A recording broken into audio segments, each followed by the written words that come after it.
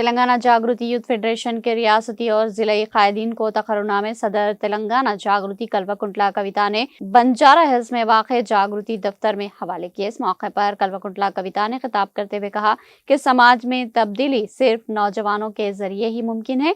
अगर किसी को किसी भी तरह की तब्दीली चाहिए तो नौजवान इस वक्त तक चैन से नहीं बैठते जब तक कि वो तब्दीली हासिल ना कर ले। उन्होंने याद दिलाया कि चाहे तेलंगाना तहरीक हो या आज़ादी की जद्दोजहद, हर मौके पर नौजवानों ने ही कलीदी किरदार अदा किया।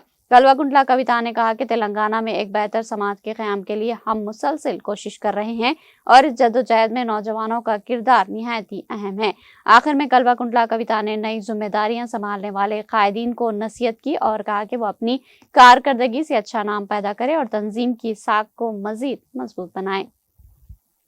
వారికి జిల్లా బాధ్యతలు ఇచ్చేటటువంటి మంచి కార్యక్రమాన్ని ఇక్కడ పెట్టడం జరిగింది। మీ అందరికీ తెలుసు ఏ సమాజంలో అయినా ఒక చిన్న చేంజ్ రావాలంటే కూడా ఆ చేంజ్ అనేటటువంటిది యూత్ దగ్గర నుండే ప్రారంభమవుతుంది। వారి మైండ్ లో ఒక ఆలోచన వచ్చిందంటే సమాజాన్ని మార్చేంత వరకు కూడా వారు వదిలిపెట్టకుండా పనిచేస్తారు। ఇవాళ తెలంగాణ ఉద్యమం సక్సెస్ అయినా, ఆనాడు ఇండియాకి స్వాతంత్రం కోసం పోరాటం చేసిన ఇండిపెండెన్స్ మూవ్మెంట్ సక్సెస్ అయినా యువత పాత్ర లేని సమాజంలో ఎప్పుడు కూడా మార్పు రాలేదు। సో ఫ్యూచర్ లో కూడా తెలంగాణలో ఖచ్చితంగా ఒక మంచి సమాజాన్ని మనం స్థాపించాలనుకుంటున్నాం। అందరికీ మంచి ఫలితాలు వచ్చే విధంగా సమాజాన్ని స్థాపించాలనుకుంటున్నాం। దాంట్లో యూత్ అందరి పార్టిసిపేషన్ కూడా ఉండే విధంగా అన్ని జిల్లాల నుంచి తరలి వచ్చిన మీ అందరికీ కూడా మనస్ఫూర్తిగా నమస్కారం తెలియజేస్తున్నాం।